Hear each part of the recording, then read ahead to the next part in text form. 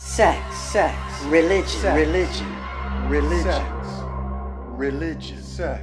If I sounded agitated during the intro, it's because I gotta get a few things off my chest, alright? First off, I'm attracted to politically conservative women. What's up with that? I'm a liberal. Second, I'm a recovering fixaholic. By that I mean, when I was younger, I used to try to fix women. You know how women talk about wanting to be listened to by their man. When they come to him with a problem, they don't always want him to fix it. They just want him to listen. From the man's point of view, he's thinking, well, heck, what good does that do? Wouldn't you feel better if I just fixed the problem? Turns out, no. No, I wouldn't, says the woman. I just want you to hold me, to listen to me. Doesn't make any sense, does it, guys? Well, over the years, I've come across more than a few women who can't be bothered with my problems. As a matter of fact, the older I get, the more I find that men empathize with me, and women don't. But then why should they? What do they know about being a man? And why would they even want to know if they're fully engaged in being a woman? I think you already know where this is going, but let's get back for a moment to the notion of empathizing. St. Paul said, rejoice with them that do rejoice, and weep with them that weep. Romans 12:15. The problem with this is that it requires effort. And who has the time these days? A few years ago, I was courting a fine Christian gal from Michigan. She asked me how I was doing one day, and I gave the wrong answer. I wasn't doing well. I was deeply troubled because I was going broke and I didn't know what to do about it. The economy, as you know, was horrible. Jobs were drying up faster than California. I felt like I had been dropped in the middle of an ocean in a fog, and I hadn't a clue as to which way to swim.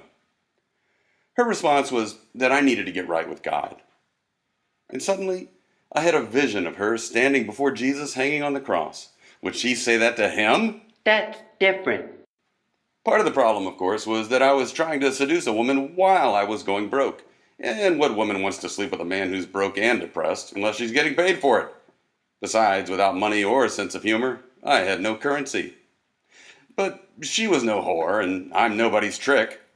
What she really meant was that she had no room in her soul for my pain. She had all she could bear, what with 2 kids and no husband. Lord knows I don't stop for every bum, and neither did he. The Lord, I mean. To paraphrase Mark 6:31, Jesus said, Christ, won't these people ever leave me alone? Earlier I asked, why should women even try to empathize with men? And by implication, why should men simply listen to their women? That is, feel their pain without trying to fix their problems.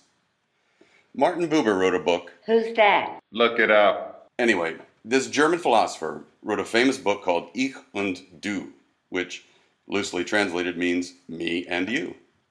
Don't bother reading it. Everything you need to know is in the title. Just think on it for a while. Kind of like with the power of now. All you got to do is think, there's power in focusing my mind on the present moment. And there you have it. Why bother reading the book? Another in the avalanche of self-help books from the 80s, You Don't Have to Suffer. Oh, okay. Well, thank you. No need to read the book now. Famous New Age book from the 90s, Wherever you go, there you are. Really? For the life of me, I don't know why these guys take the time to write a book and then give away everything in the title. It would be like naming The Sixth Sense, The Little Boy and His Imaginary Friend. Or like naming the Titanic, well, the Titanic.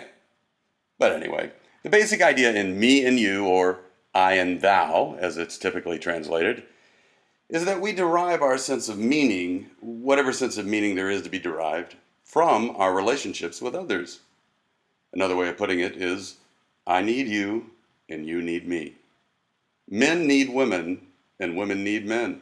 And I'm not talking about any of that Jerry Maguire sentimental claptrap. You complete me. No, I mean that men and women are attracted to each other in part because we recognize ourselves in each other. And we leap at the opportunity to connect with the me in you. Ever notice how when dogs are being walked, they get all excited when they see another dog?